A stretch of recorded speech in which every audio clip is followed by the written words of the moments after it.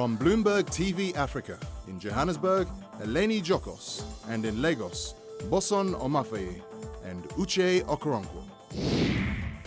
Hello and welcome to African Business Weekly. I am Boson Omafaye. And I'm Uche Okoronkwo, and this week we come to you from Lagos, Nigeria. Now, coming up on the show today, we'll take a look at mining reforms in Angola with the country's Mines and Geology Minister, Francisco Queiroz. And here in Nigeria, Bayelsa State is targeting $500 million in private sector investment in the short term. We speak to the state's Commissioner for Trade and Investment, Kemela Okara. And global insurance broker Marsh & McLennan is buying a 34% stake in Alexander Forbes for around $366 million. We'll speak to the CEO of Africa's largest independent pension fund manager, Edward Kiswetter. But first, let's take a look at news and markets with Eleni.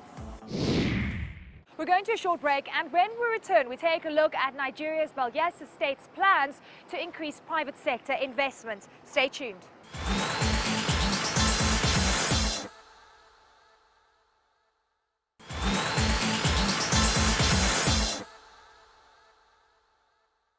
Welcome back to African Business Weekly. Bayelsa State in Nigeria is targeting $500 million in private sector investment in the short term. These funds will be used to develop key sectors like power, agriculture, oil and gas, infrastructure, tourism, and technology. I spoke to the state's Commissioner for Trade and Investment, Kemela Okara. We see power in terms of the commercial viability of power, in terms of supplying power into the national grid. And that's where our focus is, to say that if we supply power into the national grid, we can augment what currently we have. Today, for instance, power has dropped to, I think, about 3,600 megawatts. If we are able to supply an additional 400 megawatts of power based on some of the existing projects we're trying to put together, that will make a huge difference, not just for Bayelsa State, but for the entire country. So that's where our focus is skewed in favor of gas to power. How much investments inflows are you targeting for Bayelsa State, and when do you think this will be coming in? Take agriculture, for instance. We want to grow the agriculture sector, and we know that whether it's in the areas of aquaculture, whether it's in the areas of rice farming, we have huge potential, not just for Bayelsa State in terms of consumption, but for the entire country, supplying to the entire country.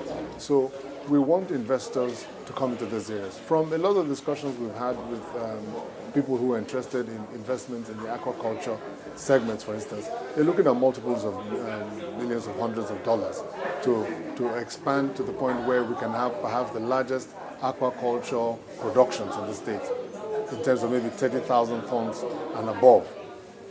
Now, if you take power, for instance, you know that the average, World Bank studies show that the average cost of, say, building power works out at something like $1 million to 1 megawatt. So if you're looking at, say, maybe a 100 megawatt plant, and you're looking at, say, perhaps between $100 to $130 million for a 100 megawatt plant. So, and we have investors who have indicated interest in those areas. So we know that if we are able to attract investments, say in agriculture and power, in the region of, say, $500 million within the near term, I think we would have achieved, something commendable.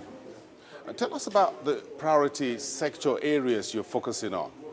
Well, hospitality is important to us because we know that for serious investors to come in and want to stay, we want Bayelsa to be a state where people want to work, want to live, they want to play, they want to, they want to feel at home. And so we want to grow the hospitality business. We know what Alibaba has done in China. We know what eBay and Amazon have done in the United States. And Conga today is showing that it can happen here.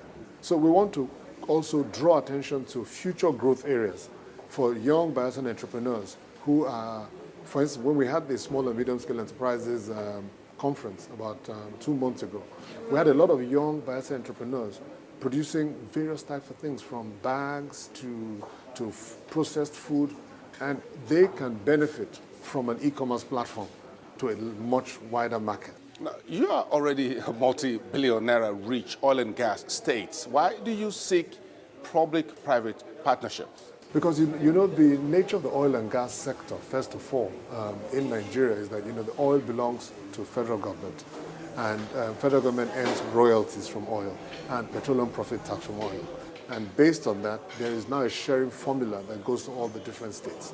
Now, that is not the best sustainable way to develop, because most other oil-rich countries in the world, like Norway, for instance, you know that oil, as much as it's a contributor, net contributor to the economy, what they've done is to grow a diversified economy so that they are not dependent on one resource. Nobody, even as a businessman or as an individual, we know it's not safe to just have a very narrow base of income.